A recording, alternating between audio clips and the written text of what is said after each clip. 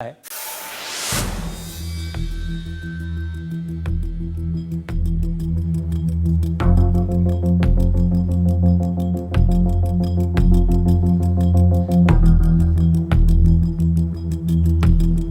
तो ये वाकई में शास्त्री जी असली वीडियो है या पब्लिसिटी स्टंट है, बनाया हुआ है?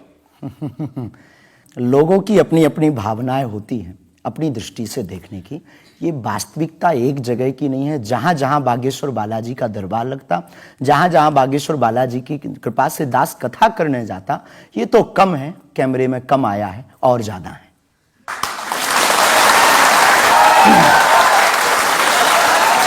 लेकिन 26 साल की उम्र में इतनी चर्चा, इतनी पब्लिसिटी, ऐसा क्या है आप में? जिसका गुरु बलवान होता है, चेला पहलवान होता है। जो लोग कहते थे ईश्वर नहीं होते या भगवान नहीं होते, हमारी दृष्टि में इस छोटे से गांव से, गढ़ा गांव, मध्य प्रदेश के बुंदेलखंड में एक छोटा गांव गढ़ा है। गढ़ा में रहने वाला एक छोटे परिवार का बालक धीरेन्द्र कृष्ण अगर यहां तक पहुंच सकता है बालाजी की कृपा से, तो भारत का प्रत्येक व्यक्ति भगवत कृपा से कहीं भी पहुंच सकता है। आपने ये नहीं बताया कि यहां तक कैसे पहुंच गए हैं। ये जो लोग हैं, जो फॉलो करते हैं, जो आपके बारे में इतनी बातें करते हैं, ये क्यों करते हैं? क्या है आप में? बागेश्वर बालाजी की कृपा वो सब पर है। लेकिन आप अगर कहेंगे, क्योंकि आपसे जीतना तो बड़ा मुश्किल है, और हम पहले आपको साफ कर दें कि चूंकि आपका नाम तो रजत शर्मा जी है, लेकिन हम आपको दयालु नाम से, क्योंकि हमारी भारतीय परंपरा में बड़ों का नाम नहीं लेते, तो हम आपको दयालु कहकर संबोधित करेंगे, अगर बुरा ना लगे तो। नहीं, आप कुछ भी करिए। वैसे हम आपके यहाँ आज मेहमान हैं, तो ये हमारा अधिकार भी है। तो दयालु जी, हमारे ऊपर, सबके ऊपर बागेश्वर बालाजी की कृपा है, लेकिन हमने अपने गुरुदेव की जो चरणों की सेवा की, उस सेवा के माध्यम से ऋषि परंपरा की जो मंत्र विधा हमको प्राप्त हुई है, वो हमारे पास एक ऐसी अनूठी है जिससे पूरा विश्व की मंगल कामना भी करते हैं। पूरा विश्व अपनी समस्याओं के समाधान के लिए गुरु के नाते बागेश्वर धाम चला आता है। शायद इसीलिए लोग हमारे पास आते हैं। मैंने तो ये देखा कि जब से आप संस्कार टीवी पर आना शुरू हुए और लोगों ने आपके प्रवचन सुने, उसके बाद लोकप्रियता बड़ी तेजी से बढ़ने लगी। हाँ, ये कह सकते हैं माध्यम है, परंतु देखो साधन है, साध्य नहीं। दरबार 3 पीढ़ी से लग रहा, हमारे दादा गुरुजी भी लगाते थे, हम भी 11 साल से लगा रहे। नजर आपकी आज पड़ी है अब इसमें, और हमें ये लगता है कि इसमें ये हमारी गलती नहीं है, देखने वाले की गलती है। बड़ी देर से देखा है हमें, हम तो पहले से ही गुरु कृपा से चमकदार थे। मुझे तो लग रहा है बहुत जल्दी देख लिया आपको, भी तो आपकी उम्र ही कुछ नहीं है। हम उस परंपरा से हैं, जब 5 वर्ष की अवस्था में ध्रुव जी लीला कर सकते हैं, प्रहलाद जी लीला कर सकते हैं, तो हम 26 साल में क्यों नहीं लीला कर सकते? तो आपने क्या क्या लीलाएं की हैं? कोई ऐसी लीला नहीं की जिसमें हम फंसे, लेकिन आपकी अदालत में आए हैं, तो आपके उसमें आप जो कह रहे हैं, तो हमारे जीवन में गुरु कृपा से जो जो किया, सब सनातन के लिए किया, और केवल सनातन के लिए करें। लीला का मतलब ये, हम कोई ईश्वर नहीं है, हम कोई भगवान नहीं है। साधारण जैसे ये इंसान है, वैसे हम मानव हैं, हम में कोई अलग नहीं है। बस हमने अपनी परंपरा को ठीक से जाना, ये अलग है। आप जब स्कूल में पढ़ते थे तो जैसे बाकी छात्र होते हैं ऐसे ही थे लगभग, और मास्टर जी कहते थे ये स्कूल में ना आए तो अच्छा है, इतना शरारती है? हाँ, उपद्रवी तो थोड़ा थे, क्योंकि हम जाते थे तो एक तो बहुत कम जाना होता था, लेकिन बहुत गंभीर और सौम्य भाव से हम जाते थे, और लोगों की भावनाएं हमारे पास रहती थी। चूंकि हमारे दादा गुरु का नाम बहुत प्रसिद्ध था, तो दादा गुरु के कारण लोग हमको भी प्रेम देते थे, स्नेह देते, दुलार देते। हमारे दादा गुरु जी को हनुमान जी का 2 बार साक्षात्कार हुआ, ऐसा हमने माना, और उनके अनुयायियों ने माना।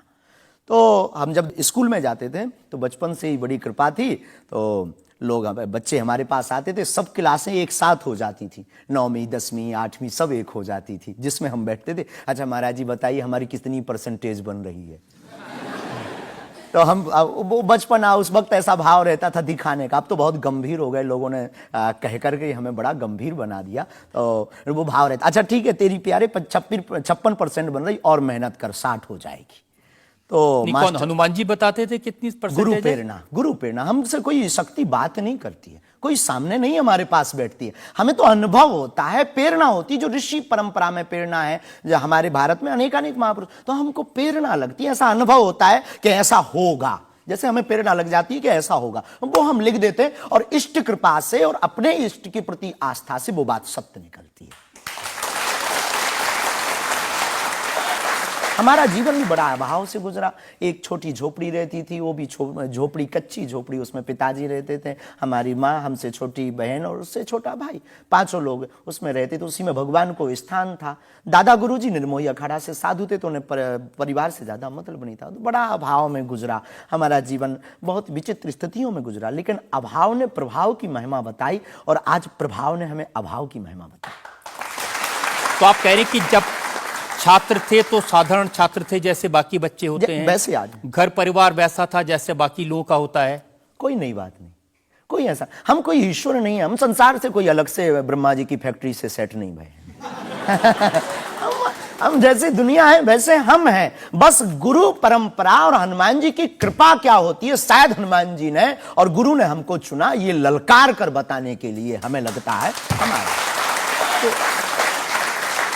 इस देश में तो बहुत सारे लोग हैं जो हनुमान जी के भक्त हैं, है करोड़ों लोग। हाँ, मंगलवार को, शनिवार को मंदिरों में जाते हैं, व्रत रखते हैं, प्रसाद चढ़ाते हैं। तो हनुमान जी ने आपको क्यों पकड़ा? कुछ ज्यादा ही घनिष्ठता होगी हमारी, उनको ज्यादा मोहब्बत हम पर आई होगी। लेकिन इस करोड़ों लोगों में हनुमान जी के लाखों भक्त हैं, उन्होंने अपने लिए मांगा और हमने पूरी विश्व के लिए मांगा।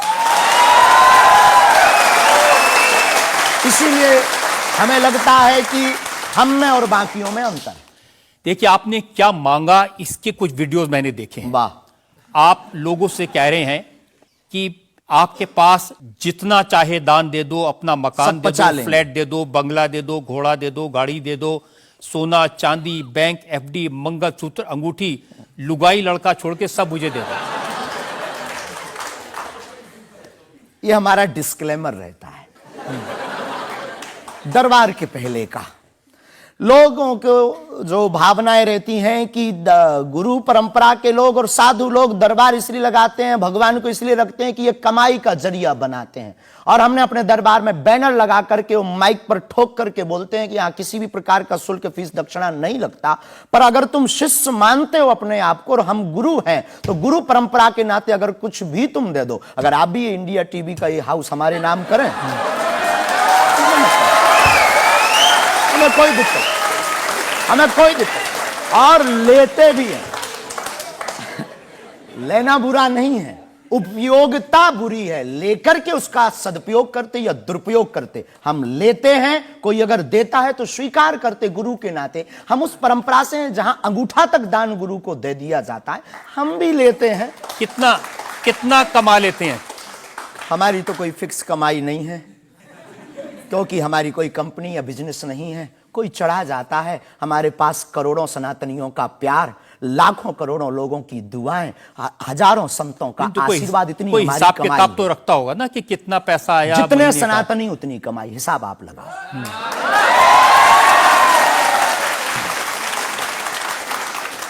ज्यादा बातें इसलिए होती हैं कि आप जो स्टंट करते हैं पब्लिसिटी के लिए, आप ऐसी ऐसी बातें कह देते हैं। आप कहते हैं कि बिना वीजा के हनुमान जी रावण की लंका में घुस गए थे। ये जो मॉडर्न युवान भाई बहन है, इनको लंका प्रवेश के बारे में बताएंगे तो इनको ये लगता है कि ये घिसी पिटी बातें इनके दादा परदादा बताते रहे, ये बेचारे ऊब गए। इनको कुछ ऐसा चाहिए कि उस अध्यात्म से कनेक्ट हो पाए। और जैसे रावण ने मुझसे फोन पे बात की। हाँ, बिल्कुल, हम वही बोलने ही वाले थे। लगता है आज हमारी शक्ति आपके पास पहुंच गई। तो हमें आपको समझाना है, रावण से फोन का बात का मतलब सबके अंदर रावण बैठा है। कोई ऐसा दुनिया में नहीं जो गलत कृत्य देख रहा, गलत कर रहा और सच जानते हुए चुप है, वो रावण की दृष्टि का आदमी। तो हनुमान जी लंका गए, इसको इन युवानों को कैसे जोड़े? इन्हें तो वीजा, पासपोर्ट, फॉरेनर ये शब्द पता है, तो इनसे कनेक्ट करने के लिए हमारा अध्यात्म इतना विशाल और इतना अथाह है कि उसमें कुछ भी आप डाल दो वो आप सोच रहे हैं कि आपको अध्यात्म पता है, इनको नहीं पता। इस देश ऐसा की नहीं जनता हमने को कहा। आपसे ज्यादा अध्यात्म पता है। ऐसा हमने नहीं कहा। हमें अपने हिसाब का पता है, उन्हें अपने हिसाब का, वो अपने में श्रेष्ठ हैं, हम अपने में अब जो कोशिश कर रहे हैं विद्यार्थी। हमने ऐसा कभी नहीं कहा कि हम श्रेष्ठ हैं, और ये आरोप हमें नहीं लगता कि ठीक है। आपका ये कहना कि मेरे पास एक गधा है जिसमें वाईफाई है और वो प्लेन में भी वाईफाई चलता है, ये मजाक की बातें नहीं है। लोगों की दृष्टि से, भावनात्मक दृष्टि से देखा जाए तो ये बहुत गहरा विषय है। मजाक की दृष्टि से अगर कोई देखेगा तो देखो, जाकी रही भावना जैसी प्रभु मूलत देखी तिन तैसी। भगवान की कोई लीला को सिर्फ रास लीला को उठाते हैं, लेकिन हम तो महाभारत भी उठाते हैं।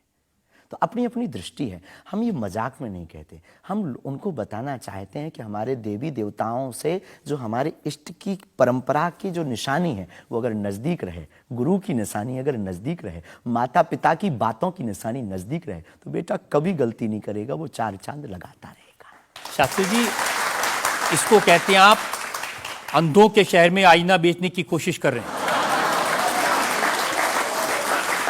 ऐसा हमारा भाव नहीं है, अपितु हमारा भाव ये है कि उस केवल वाईफाई को हम बताते नहीं, उसकी महिमा भी बताते हैं, और दरबार में आने वाले लोगों को उसकी महिमा का अनुभव भी कराते हैं। तो फिर वो जो बात मजाक की है ना, वो फिर अध्यात्म, आस्था, ईश्वर से जुड़ करके नास्तिक भी आस्तिक बन जाता है। देखिए, आपको भोले भाले लोगों को बताना चाहिए कि भाई ये मैं मजाक में कह रहा हूं, विनोद हम कहते है, भी हैं।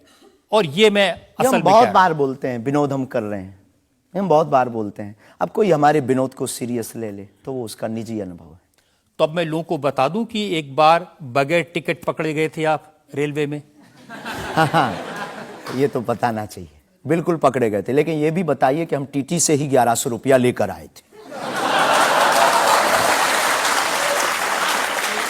उसी टीटी से लेकर आए थे, और जिस वाईफाई की आपने चर्चा की, उसी वाईफाई की दम पर उसके बाप का नाम बताकर लेकर आए थे। इसी तरह की बातें कह के ऐसे दिखाते हैं जैसे चमत्कार कर दिया, जैसे मेरे ऊपर हनुमान जी की बहुत कृपा हो गई, मैं भविष्यवक्ता हूं, और फिर जो भोले भाले लोग हैं वो प्रभावित हो जाते हैं। हमने कभी एक नहीं दावा किया कि हम चमत्कारी हैं। आज भी आपकी अदालत में हम कहते हैं कि हम कोई चमत्कारी नहीं है, हम कोई ईश्वर नहीं है, हम कोई महात्मा नहीं है, हम एक आम इंसान हैं। लेकिन हमारी अपने इष्ट के प्रति आस्था, ऋषि परंपरा के प्रति आस्था है, जो महर्षि वाल्मीकि से पत्र दरबार की महिमा चली है, उस महिमा का हम अनुकरण करते हैं, और उस आस्था में उलझनों में का रास्ता मिल जाता है, तो उसे आप चाहे चमत्कार मानिए, अथवा फिर आप अपनी बुद्धि से जो जिसने जो जाना वो हमें माना। देखिए शास्त्री जी, बहुत सारे ऐसे लोग हैं, गरीब हैं, परेशान हैं, बीमारियों से थके हारे हैं, डॉक्टर से आशा छूट जाती है, हॉस्पिटल से आशा छूट जाती है, वो आपके पास आते हैं, वो सोचते हैं यहाँ इलाज मिलेगा। किसी का बच्चा बोल नहीं सकता, किसी का बच्चा चल नहीं सकता, वो लोग बड़ी आस्था विश्वास लेके, जो मैंने जानकारी हासिल की, वो आते हैं, सोचते हैं कि यहाँ से शायद उन्हें कोई रास्ता दिख जाएगा, और उन्हें मिल जाता है। जो आते हैं श्रद्धा पूर्वक आते हैं। देखो, जिंदगी में अगर वो परेशान है और डॉक्टर से परेशान होकर के या कहीं से भी निराश होकर के आया और उसे कुछ मिले ना मिले, हम ये तो नहीं कहते, जिसकी जितनी निष्ठा उसको उतना हमारे बागेश्वर बालाजी के दरबार में मिलता। और अगर नहीं मिलता, और अगर उसे जीवन जीने की अगर डांडस और सात्तावना मिलती है, तो क्या ये भी कम है? बिना पैसों में, बिना दक्षिणा दिए, बिना कुछ लगे अगर हनुमान जी से जुड़ रहा, अगर वो प्रभु से जुड़ रहा, अगर उसे जीवन जीने में 4 दिन की जिंदगी है, डॉक्टर ने कह दिया तो मर जाओगे, लेकिन बागेश्वर धाम के नाम से उसके चेहरे पे मुस्कुराहट है कि मेरा हारे का सहारा है, तो अगर ये मुस्कुराहट उसके चेहरे पर आती, इससे किसी को गुस्ताखी क्यों? देखिए, अगर बागेश्वर धाम आने से लोगों का इलाज हो जाता है, तो फिर आपको कैंसर हॉस्पिटल बनाने की क्या जरूरत है? यही तो हम बताना चाहते हैं कि दुआ और दवा दोनों आवश्यक है। हमने ये नहीं कहा कि हम डॉक्टरों के खिलाफ हैं। अब मैंने पूछ लिया तो आपने दवा ऐड कर दिया उसमें। नहीं, हमने औषधालय बागेश्वर धाम पर खुलवाया है, और मंदिर के समीप खुलवाया है। वहां पर ग्राम पंचायत का भवन है, वहां पर आयुर्वेदिक औषधालय है। दुआ और दवा मतलब नीचे दवा है, और वहां ठीक नहीं हुए तो दुआ के लिए चढ़ जाओ मंदिर पर। दोनों काम करें, ठीक है। और ये कोई नई बात नहीं है, हमने ऐड नहीं की, डॉक्टर खुद ऐड करता है, ऑपरेशन करता है, जब ठीक नहीं होता तो वो भी कहता है तुम भी प्रार्थना करो। लेकिन ये सही है कि जिस इलाके में आप हैं उस इलाके में बहुत सारे ऐसे लोग हैं जो इसी तरह पर्ची निकालते हैं, जो इसी तरह दुआ की बात करते हैं। पूरे भारत में ऋषि परंपरा के अनेक लोग हैं, बहुत लोग तो नहीं कह सकते, पर अनेक लोग पूरे भारत में हैं। और केवल हमारे इलाके में नहीं, पूरे भारत में। हमारे इलाके में बागेश्वर बालाजी की महिमा और दादा गुरुजी के पास दरबार से, कृपा से बहुत से महापुरुष और भी। मैं बताता हूँ, एक लवलेश नाम के गुरुजी हैं, 20 साल की उम्र है, और वो भी इसी तरह से पर्ची निकालते हैं। वो भी इसी तरह से। हम कभी ऐसे मिले नहीं, इस भाव से हमारा कभी मिलना नहीं हुआ, और इस विषय पर उनका निज मत हो हम कह नहीं सकते, ईश्वर जाने। नहीं, मत तो पता नहीं, उनके ऊपर रेप का इल्जाम है और वो जेल में है, कह नहीं सकते। तो उस एरिया में ऐसे और भी बहुत सारे लोग हैं। अभी हम अर्जी लगाने के हिसाब से घूमे नहीं हैं। आप कहो तो इस बार जाकर के घूमेंगे कितने लोग हैं। अभी तो हमें एक पता है, छतरपुर जिले में एक गढ़ा गांव है, वहां बागेश्वर धाम है, वहां सदगुरु सन्यासी बाबा से परंपरा चली दरबार की, आप भी आइए। ये बात सही है कि देश में बहुत सारे ऐसे लोग हैं जो कहते हैं हमारे पास सिद्धि है।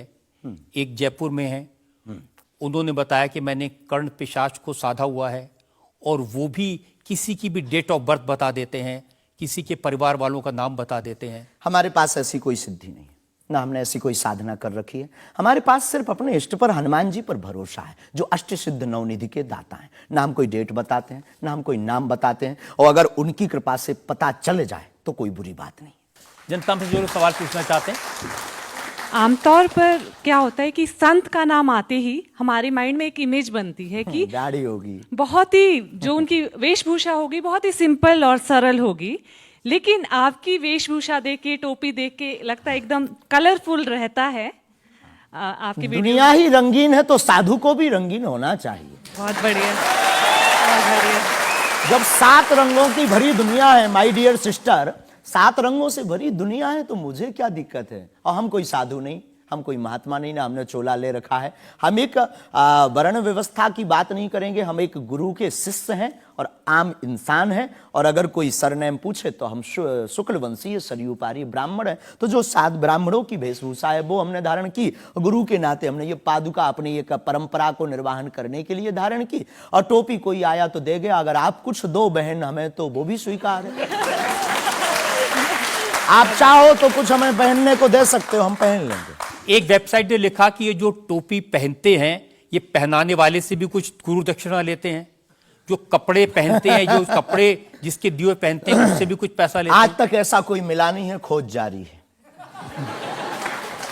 किसी ने हमें आज तक दक्षिणा नहीं दी टोपी पहनाने के नाम पर या कपड़े पहनाने के नाम पर। हम तो राह चलते कोई मिल जाता है तो उसका पहन लेते, अपना दे देते हैं। हम तो साधु उस परंपरा के हैं, उस परंपरा के। लेकिन अच्छे लगते हैं आपको ये रंग बिरंगे कपड़े? बहुत आनंद आता है। क्या दिक्कत है साहब? किसी को दिक्कत है वो हमसे ज्यादा रंगीन पहने। एक शायर ने कहा कि जो खानदानी रईस हैं वो मिजाज रखते हैं नर्म अपना, आपका लहजा बता रहा है आपकी ये दौलत शोहरत नई नई नहीं।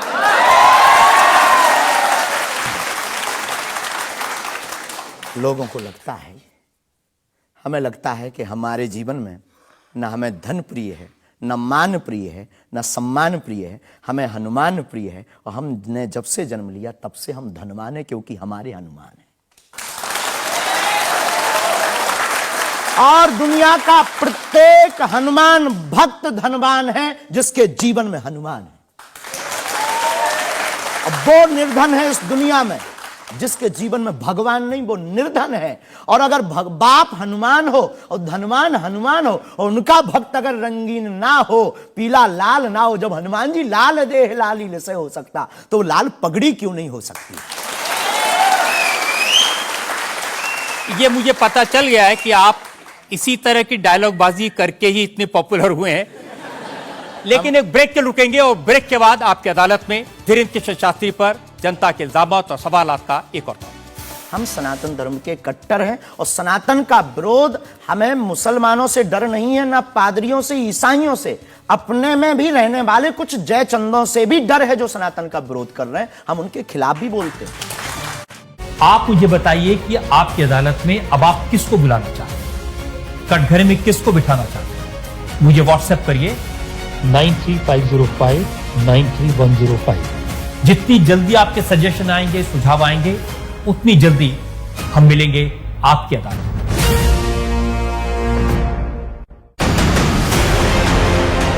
48 घंटों में 20 बार भूकंप, करीब 16,000 लाशें निकाली जा चुकी हैं।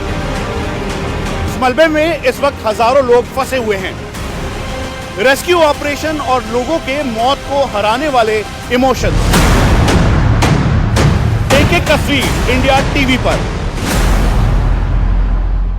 आपकी अदालत फिर नंबर 1 जब देश के कानून मंत्री किरण रिजिजू पहुंचे कटघरे में।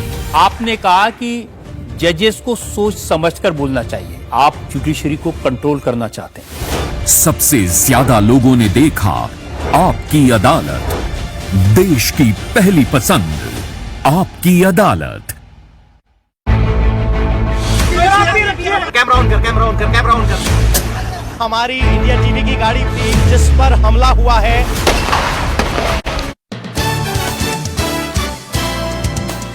आपकी अदालत में आज हमारे मेहमान हैं बागेश्वर पीठ के प्रमुख धीरेन्द्र कृष्ण शास्त्री। आपकी अदालत में अगला इंसान। आपकी अदालत में बागेश्वर धाम के प्रमुख धीरेन्द्र कृष्ण शास्त्री पर इल्जाम है कि ये असभ्य भाषा का प्रयोग करते हैं। शास्त्री जी, कुछ लोग आपको पीठाधीश्वर मानते हैं, कुछ लोग गुरु मानते हैं, लोग महाराज कहते हैं, बड़ा आदर करते हैं, कोई संत कहता है, लेकिन आप जिस भाषा का प्रयोग करते हैं वो इस गरिमा के अनुकूल नहीं लगती कई बार। जैसे आपने एक पत्रकार को कहा कि तुझे नंगा कर दूंगा, ये साधु की भाषा तो नहीं हो सकती, ये संत की भाषा तो नहीं हो सकती। ब्राह्मण समाज पर कमेंट करने वाले एक व्यक्ति को आपने कहा मूर्ख, ठठेरी के बरे, नकट्टा। तो ये ठठेरी क्या ये होता कोई हम जातिवादी नहीं है, पहली बात तो हम ये क्लियर है? नहीं, ये ठठेरी क्या होता है? ये हमारे बुंदेलखंड का एक भावनात्मक शब्द है, ठटरी।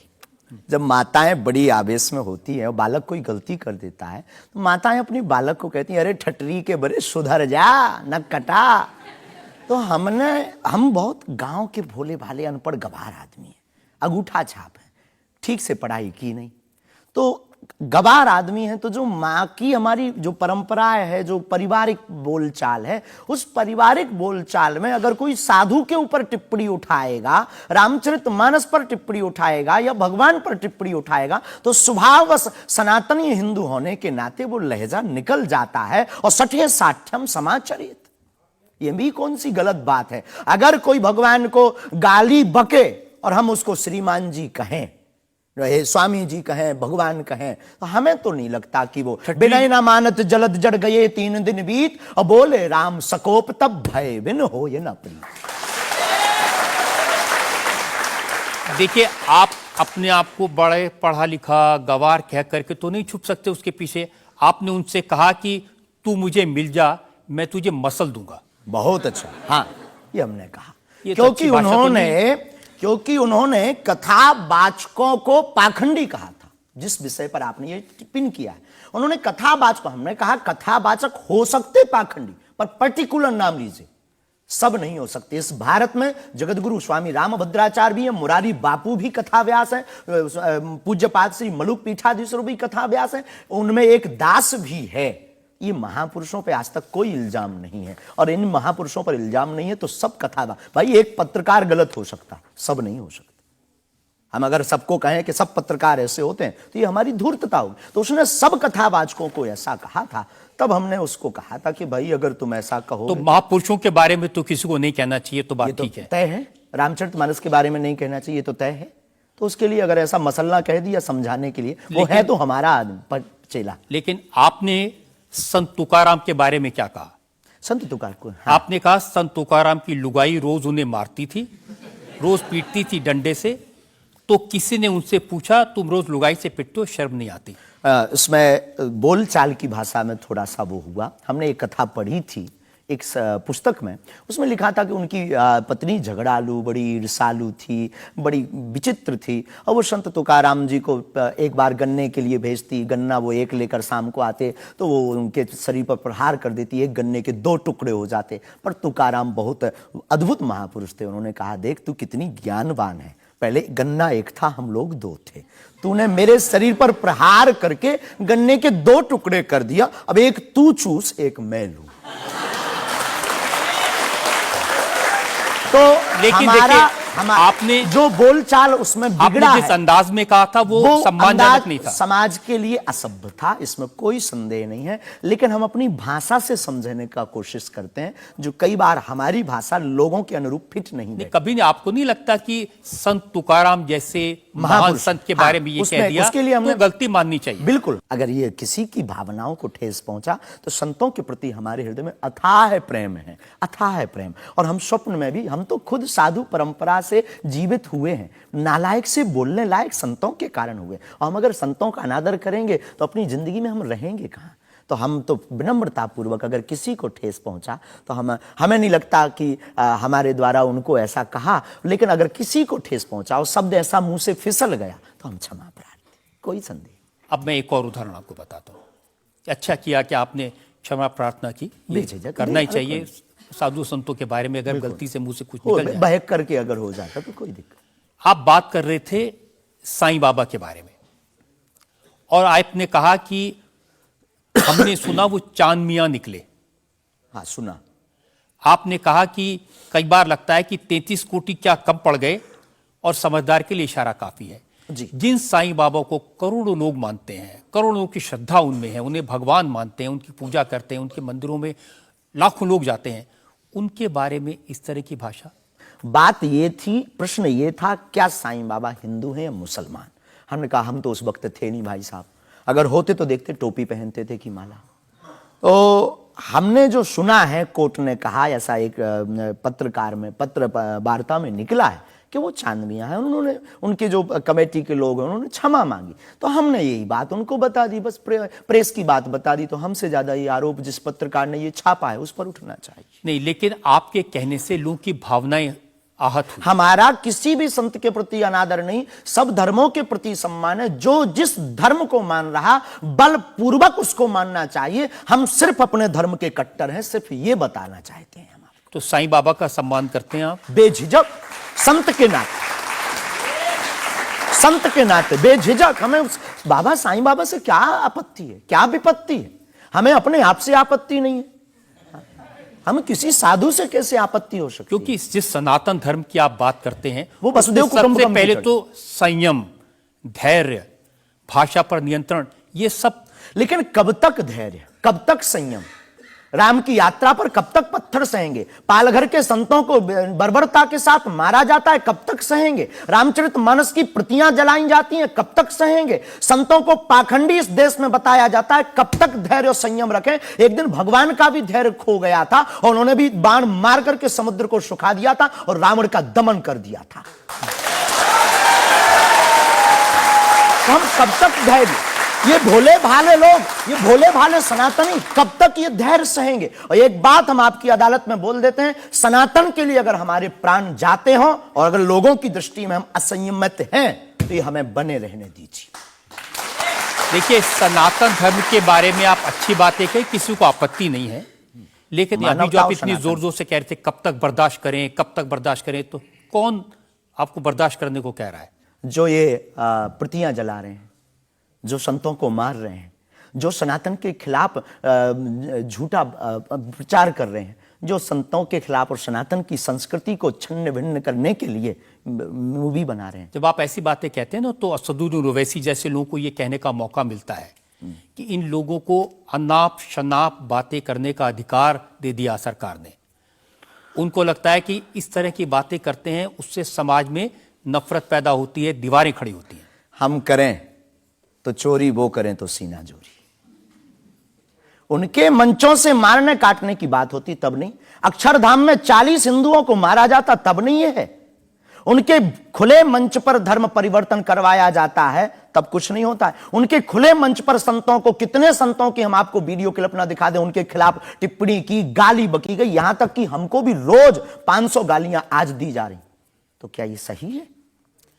शास्त्री जी, हिंदू समाज में भी ऐसे बहुत सारे लोग हैं जो इस तरह की भाषा का इस्तेमाल करते हैं, जो इस तरह की धमकियां देते हैं, जो दूसरे धर्मों की भावनाओं को हमें नहीं आहत लगता करते कि हिंदू समाज धमकियां देता है, जवाब दे। समाज नहीं, हिंदू समाज में भी कुछ लोग ऐसे वो हैं, कुछ लोग अगर जो हैं इसी तो तरह का भाषा का इस्तेमाल सबका कर- तो नहीं कह सकते, पर हम प्रत्युत्तर दें। नहीं, जो लोग ऐसे लोग हैं उनके लिए भी आपको उसी सख्ती से बोलना चाहिए।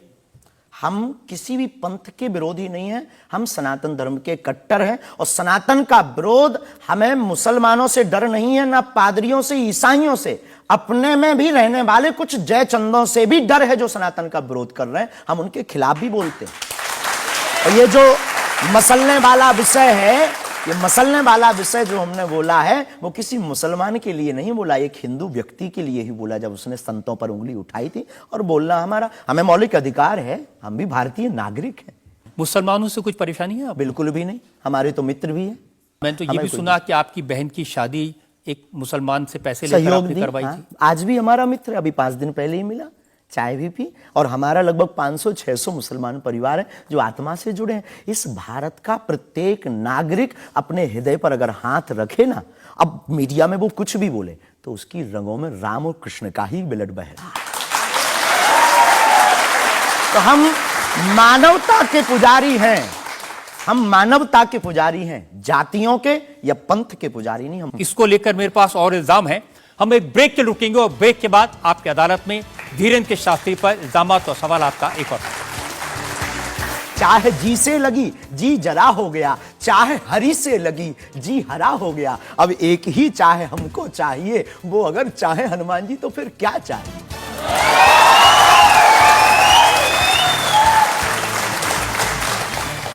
आप मुझे बताइए कि आपकी अदालत में अब आप किसको बुलाना चाहते हैं, कटघरे में किसको बिठाना चाहते हैं? मुझे व्हाट्सएप करिए 93505 93105। जितनी जल्दी आपके सजेशन आएंगे, सुझाव आएंगे, उतनी जल्दी हम मिलेंगे आपकी अदालत में। में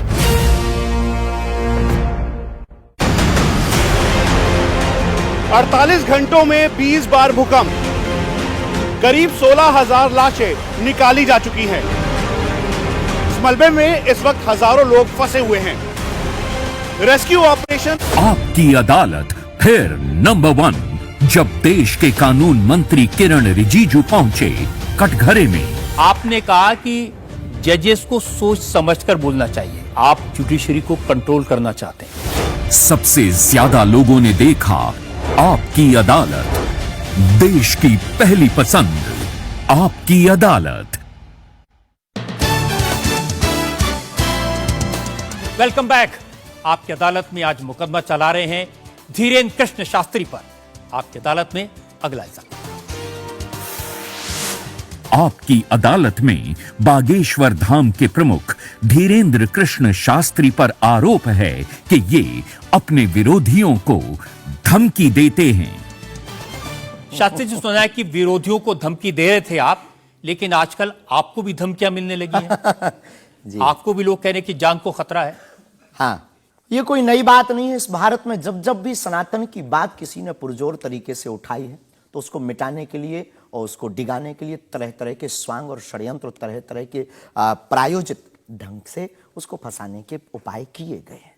लेकिन सिर पर सीताराम, फिकर फिर क्या करना। और रही बात धमकी की, तो साधु परंपरा में या हम अपनी गुरु परंपरा में कभी किसी को धमकी नहीं देते हैं। हम सिर्फ ये कहते हैं कायदे में रहोगे तो फायदे में रहोगे। आपके लिए सुरक्षा की मांग करने के लिए आपके समर्थकों ने जंतर मंतर पर एक प्रदर्शन किया, उसका वीडियो मैंने देखा है। और जो लोग बागेश्वर धाम के नाम पर वहां प्रदर्शन कर रहे हैं, वो कह रहे थे अब चाकू छोड़ो, तलवारें रखो, अब इन लोगों को गोली मारो। और वो लोग बहुत ही हिंसक भाषा का इस्तेमाल ये बिल्कुल भी कतई हमें पसंद नहीं है, और इसकी छूट हमने कदापि किसी को नहीं दी है। क्योंकि हम स्वयं ये कहते हैं कि जिंदगी में याद रखना, सनातन धर्म वो धर्म है जो अहिंसा का पुजारी है, और हम हिंसा के पक्षधर नहीं है। क्योंकि हिंदू का अर्थ ही होता है जो हिंसा का दमन करे। लेकिन आपने तो कुछ रिएक्ट ही नहीं किया। वो आपके स्पोक्स पर्सन हमें हैं, उन्होंने कहा कि अरे तुम सब कब मारोगे, जब सब मर जाओगे, ईसाइयों को मुसलमानों को कब मारोगे?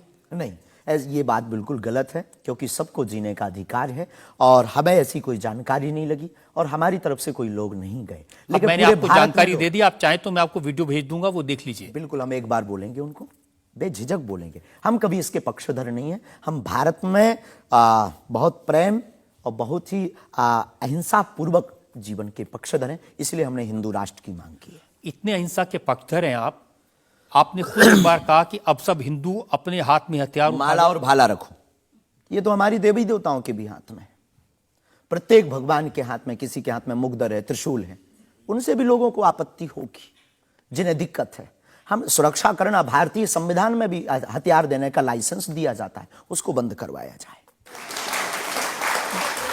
जो हथियार देने का लाइसेंस है वो इसलिए आत्मरक्षा के लिए। आत्मरक्षा के लिए। तो हम भी आत्मरक्षा के लिए भाला रखवा रहे हैं। हमारी क्षमता नहीं ना बंदूक लेने की, साहब गरीब आदमी है।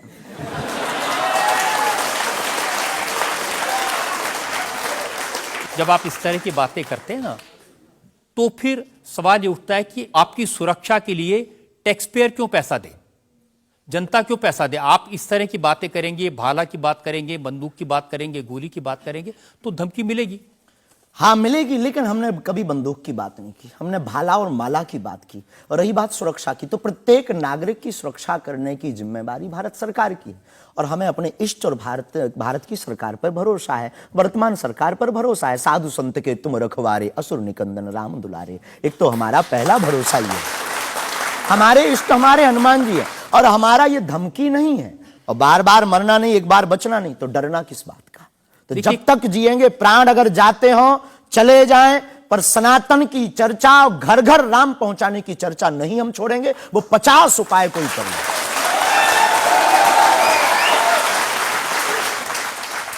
कोई ना कोई डर तो है।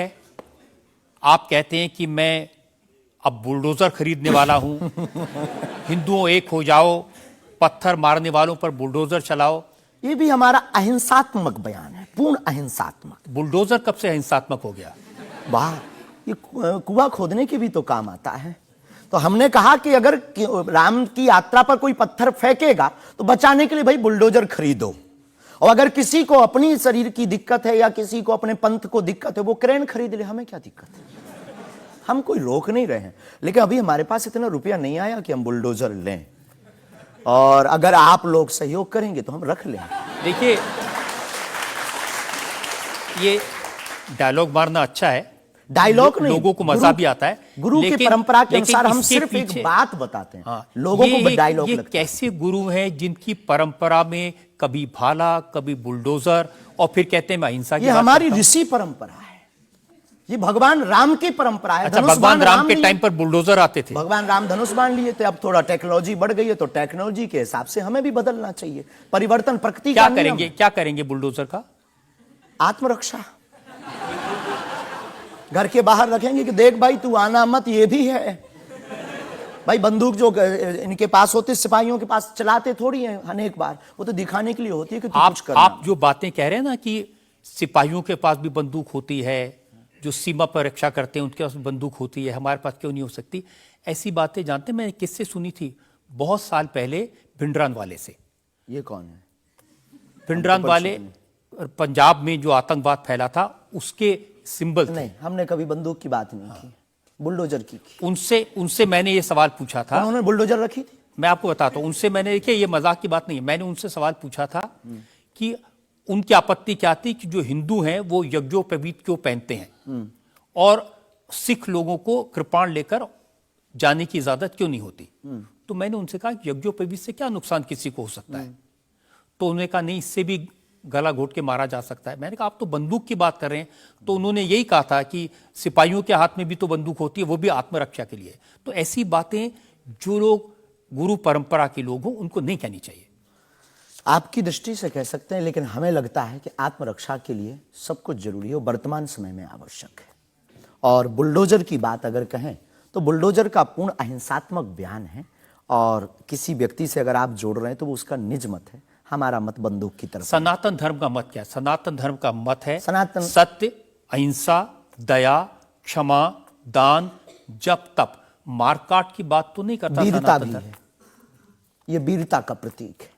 बुलडोजर। बुलडोजर।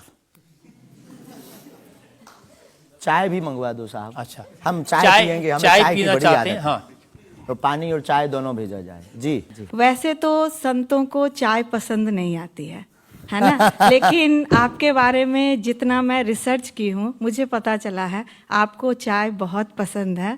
क्या बहन। ये सही है? जी बहन, बहुत सही बात है। जो कौन सी रिसर्च- चाय, कौन सी चाय अदरक पसंद वाली करते चाय। हैं? अदरक वाली चाय, और हमारे दादा गुरु जी को बहुत प्रिय है। इस चाय से हमारी याद जुड़ी हुई है दादा गुरु से।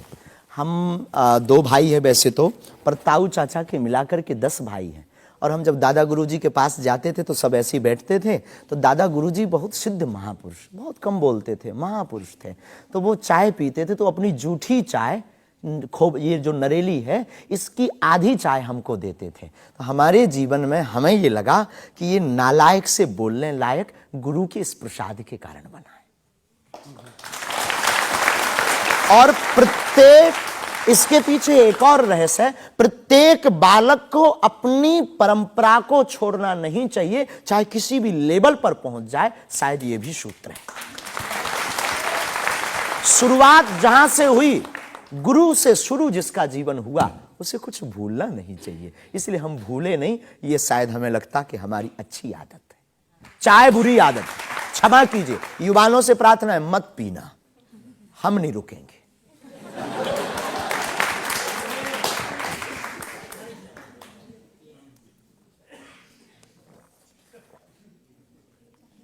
और हमारे दादा गुरु ने तो श्लोक भी बनाया है, कहो तो सुनाऊं।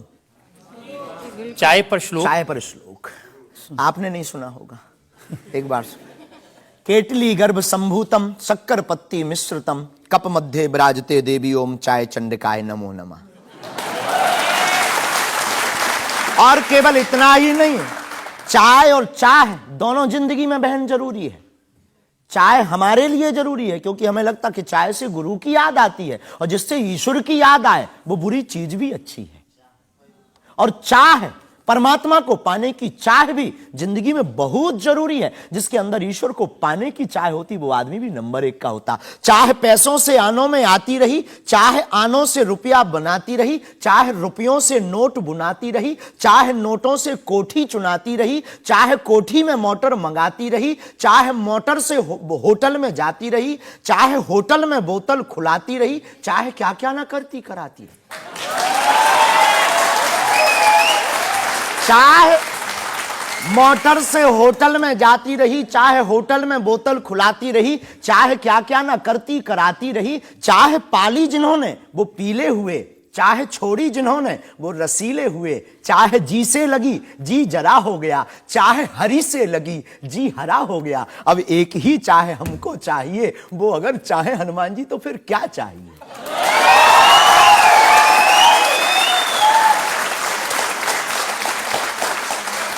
अब आप ये मत कहना कि ये डायलॉग बाजी है क्योंकि हम आपकी अदालत में ये कहने, हमारा कोई भी बयान डायलॉग नहीं है। हमारा प्रत्येक बयान हमारे युवाओं को और भारत को जगाने का है। मैं तो सोच रहा था कि आपको पहले से पता होगा कि मैं क्या पूछने वाला हूं। शायद ये जो चाय आप पीते हैं, इससे एनर्जी आती है, ऊर्जा आती है, शक्ति मिलती है? लगभग गुरु की याद आती है। और देखो चाय पीना, देखो सच बात यह है कि चाय पीना ठीक नहीं है, चाय हानिकारक है, भूख मारती है। लेकिन हम 24 घंटे में 18 घंटे सेवा करते हैं, लगभग 17 घंटे गद्दी पे बैठते बोलते हैं। भूख लगेगी तो नींद आएगी, नींद को मारने का एक बहुत अच्छा उपाय है चाय पी लेंगे। भूख कम तो हम ज़्यादा समाज सेवा कर पाते हैं, हमें ऐसा लगता है, पर डॉक्टरी भाषा में ये ठीक नहीं है। तो ये सिर्फ समाज सेवा के काम आती है, या फिर जैसे शाहरुख खान की फिल्म पठान को आपने क्रिटिसाइज किया, वो भी चाय का असर था? चाय कोई नशा नहीं है, लेकिन अगर आप उसकी बात करें तो हमने सिर्फ सनातन की बात की कि हमारे सनातन पर भगवा रंग ही बेशरम क्यों बार बार। एक फिल्म 1987 के लगभग आई थी, संतोषी माता की फिल्म। संतोषी माता की फिल्म आने के बाद लोगों की भावना इतनी दृढ़ होगी कि शुक्रवार को टमाटर और नींबू बिकना कम हो गए।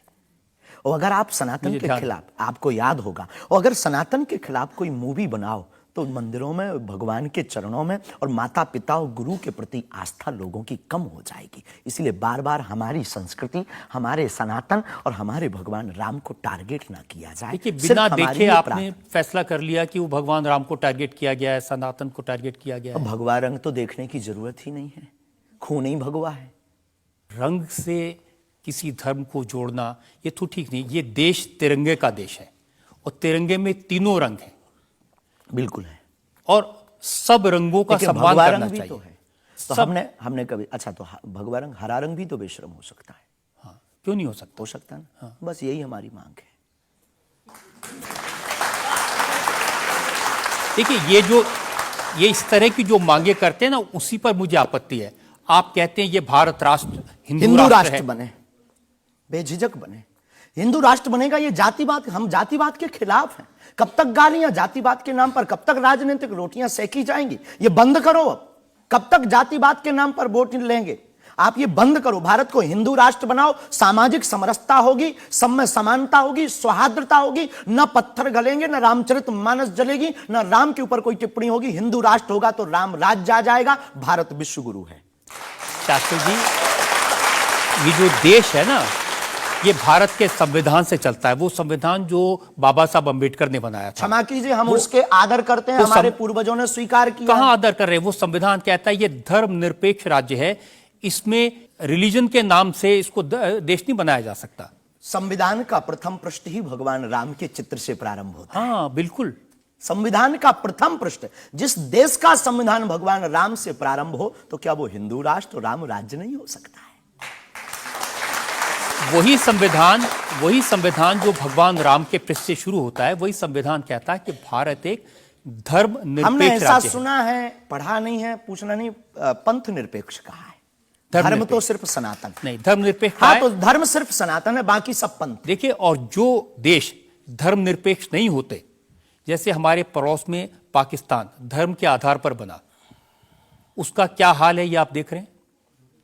देख रहे हैं। लोगों के पास खाने को रोटी नहीं है, आतंकवाद चरम सीमा पर है। जब इस्लाम के नाम पर देश बनेगा, धर्म के नाम पर बनेगा, तो ये होगा। बिल्कुल बात सही है आपकी, लेकिन हम आपको बता दें, बाकी सब पंथ हैं, धर्म सिर्फ सनातन है। सुप्रीम कोर्ट के सामने ये मामला आया था और सुप्रीम कोर्ट ने क्या कहा था, एग्जैक्ट वर्ड्स मैं आपको बताता हूं। सुप्रीम कोर्ट ने कहा कि भारत जैसे धर्मनिरपेक्ष देश में धर्म के आधार पर घृणा फैलाने की, लोगों को बांटने की गुंजाइश नहीं है।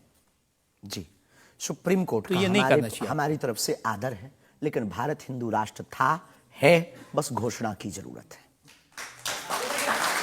देखिए, आप रंग के नाम पर फिल्मों का विरोध करते हैं। आपने कहा कि ये फिल्म नहीं चलने देंगे। हम सिर्फ सनातन के विरोधियों का विरोध करते हैं। कोई रंग से, कोई व्यक्ति से, किसी संप्रदाय से हमारा कोई विरोध नहीं। सनातन के विरोधी से हमारा विरोध है, वो किसी भी बिरादरी या समुदाय या समाज का, चाहे भले ही क्यों। आपको यह भी समझना होगा, जिस फिल्म का आप इतना विरोध कर रहे थे, जिसको आप कह रहे थे कि लोग देखने ना जाएं, उसको करोड़ों ने देखा और वो लोग सुपरहिट फिल्म हुई। होनी भी चाहिए। हमने सुना सुधार भी किया है, और सुधार करके कोई करे तो फिल्मों से हमारा कोई विरोध नहीं है, क्योंकि वो एक कला है और कला के प्रति हमारा सम्मान है। नहीं, लेकिन आप तो बार बार, कभी आप आमिर खान की फिल्म का जिक्र करते हैं, कभी क्योंकि वो शाहरुख खान पीके वाली मूवी बना करके भगवान को गाल पर चिपका करके शंकर जी को बाथरूम में बंद करता है। तो क्या ये सही है? जिसके प्रति हमारी आस्था है, लाखों लोग कहेंगे इस बात को सुनने के बाद, जिनके प्रति हमारी आस्था है, उनके साथ ऐसा मजाक किया जाए, भगवान के साथ खिलवाड़ किया जाए, क्या ये सही है? और उसकी बात बोलना अगर विरोध है तो हम मरते दम तक विरोध करेंगे। शास्त्री जी, मुझे कभी कभी लगता है कि चूंकि आपकी उम्र कम है, जैसे आप भिंडरान वाले को नहीं जानते, ऐसे ही फिल्मों का इतिहास भी आप नहीं जानते। एक फिल्म आई थी बैजू बावरा, उसमें एक भजन था, मन तड़पत हरि दर्शन को आज, जो सबसे हिट था। इसे लिखा शकील बदायूनी ने, म्यूजिक दिया नौशाद ने, गाया मोहम्मद रफी ने। हम आपको बहुत विनम्रता पूर्वक कहें कि हम किसी भी समुदाय के विरोधी नहीं हैं। पुनः हम कहते हैं, हम रहीम को मानने वाले और कबीर का सम्मान करने वाले हैं। हम शेख मुबारक के साथ मित्रता निभाने वाले। ये आपको समझने की जरूरत है, ये मलिक मोहम्मद जायसी और रसखान का देश है जहां पर उन्होंने भगवान का गुणगान किया। हमने कभी विरोध नहीं किया, सम्मान किया, रसखान के पद गाए, रसखान के प्रति हमारा आदर है और भारत में सामाजिक सौहार्दता बनी रही, ये हमारी मांग है। और क्या ये नाजायज मांग है? नहीं, जिन आमिर खान का जिक्र कर रहे हैं, उन्होंने जब लगान फिल्म बनाई, उस फिल्म में जो भजन था वो जावेद अख्तर ने लिखा और रहमान ने उसका म्यूजिक दिया। जी, तो उसके प्रति सम्मान है। हमने सुना नहीं है, अभी तक उस फिल्म को देखा नहीं है, पर उसके प्रति हमारा सम्मान है। उसके प्रति हमारा कोई अगर वीडियो के लिए विरोध का मिले तो दिखाइए। मैं भेजूंगा आपको, यही आपकी नहीं, प्रॉब्लम है। हमारा विरोध उस गाने के प्रति नहीं, उस गाने के प्रति नहीं है। बस हमारा तो सिर्फ सनातन की बात है, फंडा सिर्फ सनातन सनातन। सिर्फ मैं कह रहा हूं कि आपको जिसका विरोध करना है उसके बारे में थोड़ी सी जानकारी हासिल कर लीजिए। आपको न मिले तो मुझसे पूछ लीजिए। बहुत अच्छा है, अब आगे से ये कोशिश करेंगे, लेकिन सनातन के लिए पूछ नहीं पाएंगे हम। सनातन पर उंगली उठाएगा तो इधर से भी डायरेक्ट सीधा सा होगा। ऐसा लगता है कि जैसे आपने सनातन धर्म के नाम पर धमकियां देने की दुकान खोल ली है। अगर किसी को यह धमकी लगती है तो उसे लगना चाहिए, क्योंकि प्रत्येक भारतीय नागरिक को बोलने का अधिकार है और हमें भी बोलने का अधिकार है सनातन के लिए, क्योंकि हमारा जन्म सनातन के लिए हुआ, हमारा जीवन सनातन के लिए है और हम मरेंगे भी सनातन। बोलने पर आपत्ति नहीं है, हम धमकी देने पर आपत्ति है। हम धमकी नहीं देते, हम सिर्फ ये कहते हैं कायदे में रहो तो फायदे में रहो। ये भारत राम का देश है, बस हम कायदा सिखाते हैं और गुरु का काम है कायदा सिखाना, धमकी नहीं। गुरु क्या डांट करके धमकी देता है? गुरु धमकी, अगर कुम्हार मटका बनाता है तो भीतर से हाथ भी तो लगाता है। तो हम तो गुरु परंपरा के हैं, तो गुरु के नाते हम समझाते हैं, माय डियर मेरे प्यारे, सनातन के लिए मत बोलो। बुंदेली भाषा में ऐसी भाषा बोलेंगे तो अच्छा है। नहीं बोलेंगे, पर ठटरी बरे भी नहीं छोड़ेंगे। एक और ब्रेक के लिए रुकेंगे और ब्रेक के बाद आपकी अदालत में धीरेन्द्र शास्त्री पर इल्जामात और सवालात का एक और। क्या चाहते हैं हनुमान जी से? सनातन धर्म और हिंदू राष्ट्र। फिर भी मांग पूरी नहीं होगी। अगर हिंदू राष्ट्र आप कह देंगे कि बन गया तो हम अखंड भारत मांगेंगे। प्रदर्शनकारी जो है वो लगातार पत्थरों की बरसात कर रहे हैं। 10-12 घंटे के अंदर 3 आतंकवादी हमले हो चुके हैं। जहां पर इस समय फायर कंटिन्यू किया जा रहा है और वहां से भी काउंटर फायर आ रहा है। 6 घंटे से ज्यादा तक बीत चुका है और मुठभेड़ अभी भी जारी है। आप देख सकते हैं 18 सालों से सच की बेबाक आवाज, इंडिया टीवी। Welcome back. आपकी अदालत में आज हमारे मेहमान हैं बागेश्वर पीठ के प्रमुख धीरेन्द्र शास्त्री। आपकी अदालत में अगला इल्जाम। आपकी अदालत में बागेश्वर धाम के प्रमुख धीरेन्द्र कृष्ण शास्त्री पर इल्जाम है कि ये दुष्प्रचार करवाते हैं। देखिए, एक उदाहरण मैं आपको देना चाहता हूं। YouTube पर मैं देख रहा था, एक वीडियो है आपका, और उस वीडियो को देखने से ये इंप्रेशन आता है कि जैसे प्रधानमंत्री नरेंद्र मोदी आपके दरबार में आए, और एक नहीं 3 ऐसे वीडियो हैं बागेश्वर धाम ऑफिशियल चैनल पर। अब आपके समर्थकों ने बनाया, मैं आपको दिखा देता हूं, आप उनके बताइए लिए कि वो आपका है क्या नहीं। बागेश्वर धाम सरकार पहुंचे पीएम मोदी, तो क्या मोदी जी भी बागेश्वर धाम सरकार के भक्त हो गए हैं? आए दिन बागेश्वर सरकार के पास नेताओं की भीड़ लगी रहती है, जिसमें प्रधानमंत्री नरेंद्र मोदी जी का नाम भी शामिल है, जो कुछ दिन पहले ही बागेश्वर धाम सरकार के दर्शन करने पहुंचे थे। और कहा जाता है कि कुछ दिन पहले नरेंद्र मोदी जी भी बागेश्वर धाम सरकार से अपनी अर्जी लगवाने आए थे। तो आइए सुनते हैं स्वयं पंडित धीरेन्द्र शास्त्री से।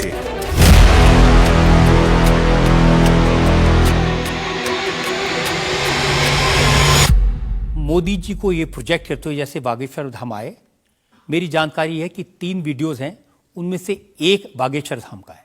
बागेश्वर धाम के ऑफिशियल चैनल से कभी हो ही नहीं सकता है, न ऐसी भूल हो सकती है, क्योंकि हमने कभी ऐसी इजाज़त नहीं दी। ये बहुत बड़ी गलतियां हैं। टीआरपी के चक्कर में रोज तो लोग हमारी शादी करवा देते हैं यूट्यूब पर।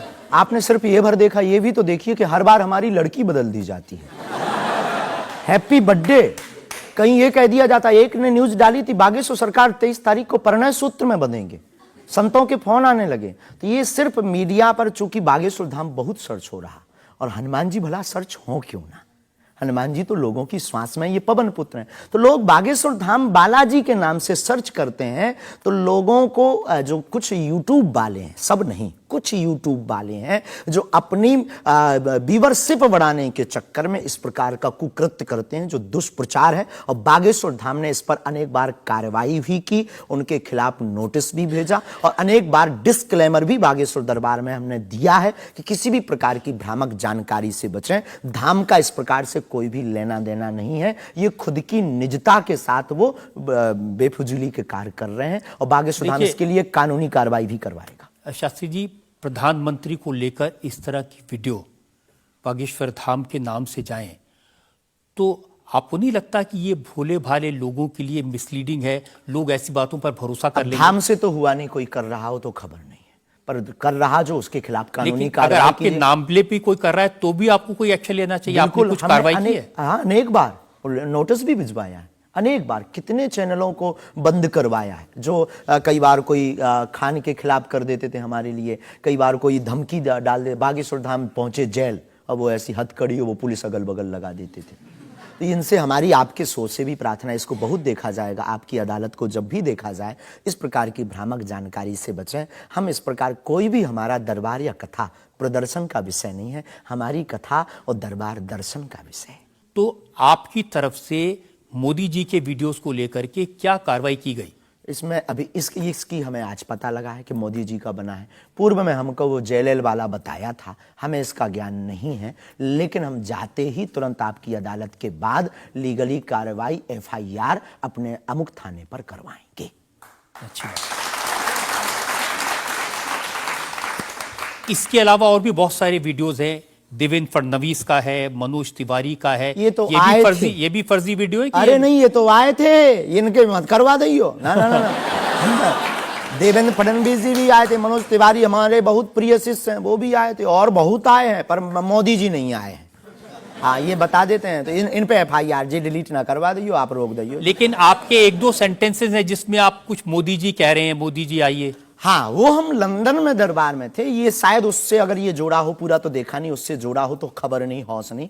मोदी जी वो जहाँ लंदन में राम कथा हम कर रहे थे, तो श्री राम मंदिर के, सनातन मंदिर के जो प्रमुख हैं वो एक मोदी जी हैं, और वो भी गुजराती हैं। तो वो दरबार में बैठे हुए थे, किसी कारण उनकी व्यवस्था के कारण प्रशंसा के लिए उनका जिक्र आया, तो लोगों ने शायद वो कट करके उठाया हो, हमारे स्मरण में ऐसा है। लेकिन ये भी गलत है, ये भी अपराध है, वो भी ऑफिशियली बिना लीगली सहमति लिए बिना आप कोई भी वीडियो शेयर या वो नहीं कर सकता, ऐसा कुछ नियम है, तो ये भी गलत है। मैं आपको बताऊं शास्त्री जी, मैंने 40 साल हो गए मुझे पत्रकारिता में, ऐसे बहुत सारे उदाहरण मैंने देखे हैं।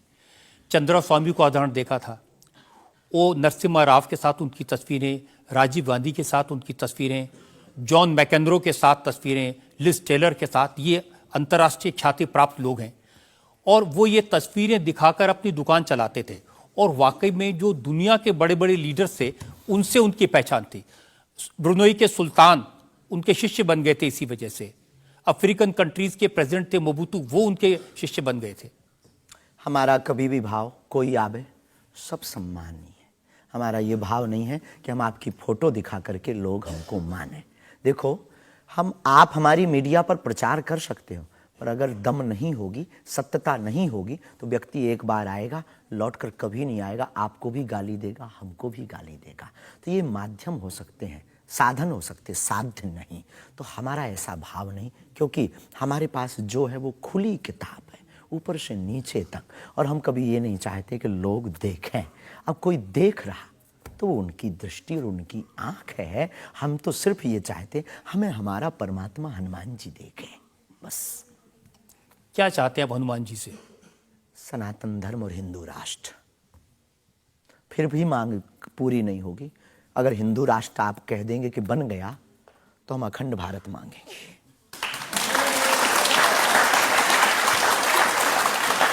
अगर वाकई में आपको भरोसा है कि बजरंगबली ऐसी इच्छाओं को पूरा कर सकते हैं, करते हैं, हमारी तो कर रहे हैं। स्केल थोड़ा बढ़ाइए ना, उनसे कहिए कि पुतिन को समझाएं कि यूक्रेन से अपनी सेना वापस ले ले।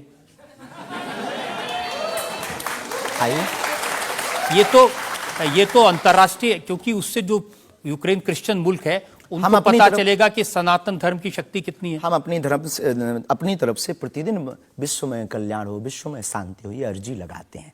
और हनुमान जी ने रावण को भी समझाया था, मान जा भगवान है, वापस कर दो जानकी माता को।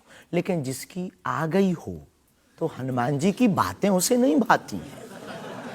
गुरु के नाते हमने भी प्रार्थना की, अब किसी की आ गई, हम जो बताने, हमारे पास लोग आते, महाराज जी हम मर ना जाएं, अब उसको क्या कहें कि जो बता रहा उसे भी मरना है। हद हो गई, तो हम तो पागलों जैसी बात करते मेरे पागल। लेकिन हम श्रीमान जी बड़े विनम्रता पूर्वक कहें कि अगर आपको लगता है तो आपको अर्जी लगाने एक बार बागेश्वर धाम। नहीं, ये अर्जियां लगाने का काम तो आपका है, मेरा नहीं है।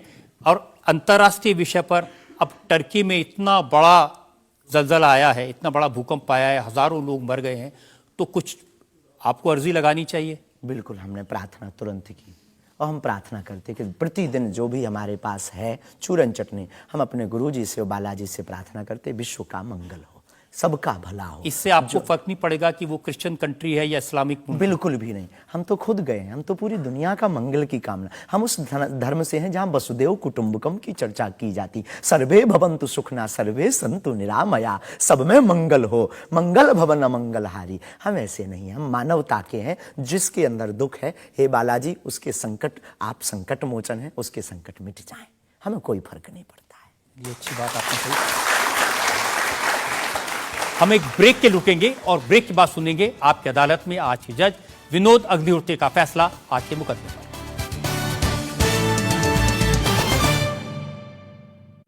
आपकी अदालत फिर नंबर 1 जब देश के कानून मंत्री किरण रिजिजू पहुंचे कटघरे में। आपने कहा कि जजेस को सोच समझकर बोलना चाहिए, आप जुडिशरी को कंट्रोल करना चाहते हैं। सबसे ज्यादा लोगों ने देखा आपकी अदालत, देश की पहली पसंद आपकी अदालत। Welcome back. आज हमने मुकदमा चलाया बागेश्वर धाम के प्रमुख धीरेन्द्र कृष्ण शास्त्री पर। हमने उनसे पूछा उनके चमत्कारों के बारे में, उनके प्रवचनों के बारे में, उनके धमकी भरे बयानों के बारे में, उनके स्टंट्स के बारे में और उनको लेकर सोशल मीडिया में चल रहे मिसलीडिंग वीडियोस के बारे में। अब वक्त है आपकी अदालत में आज के जज विनोद अग्निहोत्री के फैसले का। बागेश्वर धाम के प्रमुख आचार्य श्री धीरेन्द्र कृष्ण शास्त्री पर लगे सभी आरोपों और उनके जवाब सुनने के बाद अदालत इस निष्कर्ष पर पहुंची है कि ऋषि और संत परंपरा वाले इस देश में उन्हें भी अपने विचार लोगों तक पहुंचाने का अधिकार है। लेकिन जिस तरह धर्म के नाम पर पाखंड और धोखाधड़ी भी होती है, इसलिए श्री शास्त्री को बहुत सावधान रहने की आवश्यकता है। अदालत तमाम इल्जामों से श्री धीरेन्द्र शास्त्री को बाइज्जत बरी करते हुए निर्देश देती है कि बागेश्वर धाम बालाजी सरकार श्री हनुमान जी की कृपा से उन्हें यदि कोई सिद्धि और प्रसिद्धि मिली है तो उसका उपयोग लोक कल्याण और समाज की नैतिक आध्यात्मिक उन्नति के लिए करें और देश समाज में प्रेम, शांति, सद्भाव का वातावरण बनाने में सहायक हों। शास्त्री युवा हैं, इसलिए उनमें जोश स्वाभाविक है, परंतु जोश के साथ साथ होश भी अत्यंत आवश्यक है। अदालत अपेक्षा करती है कि उनकी वाणी में संयम, करुणा और क्षमा से अभिभूत रहेगी। आशा है कि धीरेन्द्र कृष्ण शास्त्री सनातन धर्म के इन्हीं शाश्वत मूल्यों के साथ भारतीय संत परंपरा को आगे बढ़ाते रहेंगे।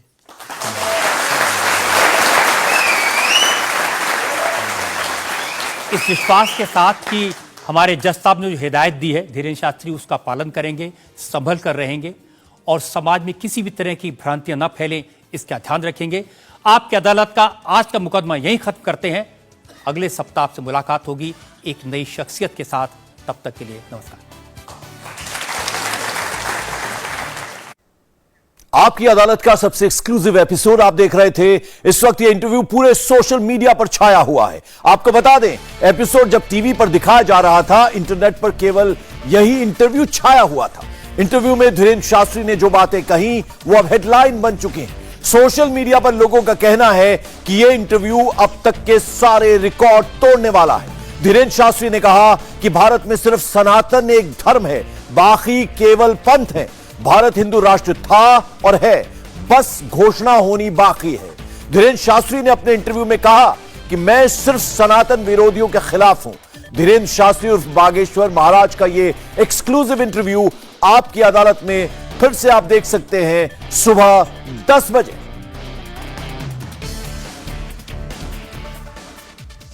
यहां रुक रहे हैं एक छोटे से ब्रेक के लिए। ब्रेक के बाद देखिए तुर्की के भारत ने कुछ और देर पहले क्या बड़ी मदद भेजी है।